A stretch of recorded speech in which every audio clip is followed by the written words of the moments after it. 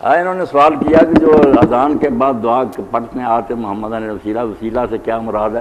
وہ آپ نے توجہ نہیں فرمائی. یہ بات تو میں نے درس میں بیان کی ہے کہ وسیلہ جو ہے نا یہ ایک مقام ہے جو اللہ تعالیٰ کے عرش کے نیچے اور فردوس کی چھت ہے. 100 جنتیں نیچے ہوں گی، وہاں جو ہے نا مقام وہ ایک شخص کو ملے گا. تو آپ نے فرمایا مجھے اللہ کی رحمت سے امید ہے کہ میں مگر تم میرے لیے دعا کرو، تم میرے لیے کرو کہ میں تمہاری سفارش کروں گا. تو وسیلہ وہ مقام ہے جو بالکل نا المنزلۃ عند الملک. وسیلہ اصل میں کہتے ہیں بادشاہ کے پاس کوئی مرتبہ حاصل کرنا، قریب کی کرسی پر بیٹھنا. یہاں بھی چارہ کرتے ہیں زرداری کے پاس بیٹھ جائیں، وزیر اعظم کے پاس بیٹھ. تو یہ قرب اصلی معنی جو وسیلے کا قرب ہے. اس لیے جو کہا نا وابتغوا الی وسیلہ، وہ پیروں پوروں کی بات نہیں کہ ڈھونڈتے پھرو انسان. وہ یہی ہے کہ نیکیاں کر کے کوشش کرو کہ تمہیں اللہ کے قریب کوئی جگہ ملے، مقربین میں سے ہو جاؤ. تو وسیلہ وہ مقام ہے.